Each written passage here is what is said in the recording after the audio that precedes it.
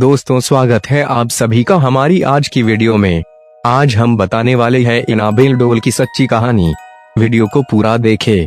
Film Annabelle creation में इसके बारे में जो दिखाया गया है वो इस गुड़िया की सच्ची कहानी से अलग है। अमेरिकन राइटर जॉनी ग्रुएल ने सबसे पहले अपनी एक बुक में इसका जिक्र किया था, लेकिन सच ये है कि बेहद रहस्यमयी ढंग से ये डॉल उनकी जिंदगी में आई थी। इसके बारे में जानकर आपको बेहद ताज्जुब होगा।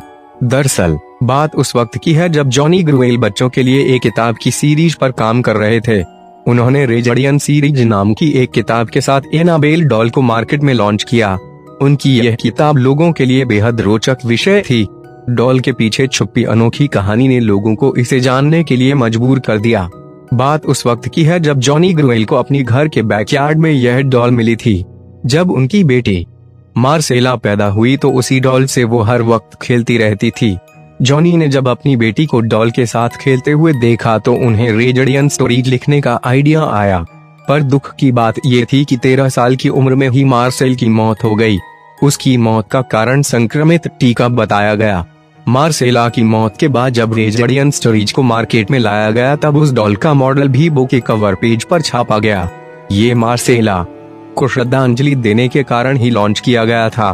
पर हैरानी की बात ये थी कि मार्सेला की मौत के बाद असली एनाबेल डॉल जिससे मार्सेला खेला करती थी वो अचानक घर से कहीं गायब हो गई। जिस रहस्यमयी ढंग से ये डॉल उस घर में आई थी ठीक वैसे ही वो वहां से लापता हो गई। किसी को नहीं पता था कि वे गुड़िया कहाँ गई। जॉनी ने उसके बारे में पता लगाने की काफी कोशिश भी की लेकिन उसका पता नहीं चला और फिर एक दिन वो असली डॉल एक एंटीक शॉप में मिला। ये बात है साल 1970 की। एक नर्सिंग स्टूडेंट जिसका नाम था डोना, उसकी मां ने डोना को ये डॉल गिफ्ट की थी। लेकिन डोना ने डॉल को पाने के बाद से ही उसमें कुछ अजीब चीजें नोटिस की। डोना ने देखा कि डॉल अपने आप ही पोजीशन चेंज कर रही थी।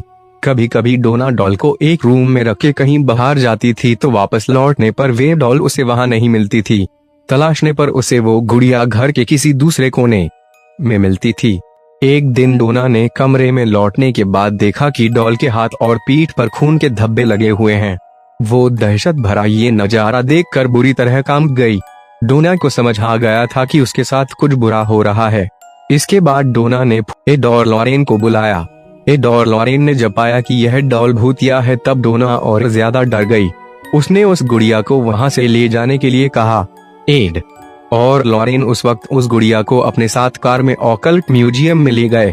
लेकिन कार से जाते वक्त ही डॉल ने कुछ ऐसी हरकत शुरू कर दी जिसका अंदाजा उन दोनों को नहीं था। दरअसल गुड़िया ने अपनी पूरी ताकत से उन्हें रोकने की कोशिश की।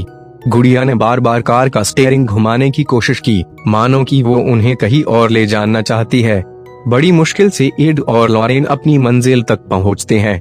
एड और लॉरेन उस शापित भूतिया डॉल को अपने म्यूजियम में मंत्र से एक कांच के बक्से में बंद करके रख देते हैं। माना जाता है कि आज भी उसकी भूतिया ताकत एक्टिव है। इसी कारण से उसके पास किसी को जाने नहीं दिया जाता। तो दोस्तों ये थी इस डॉल की सच्ची कहानी। उम्मीद है आपको वीडियो पसंद आया होगा। जल्द मिलते हैं दूसरे वीडियो के साथ।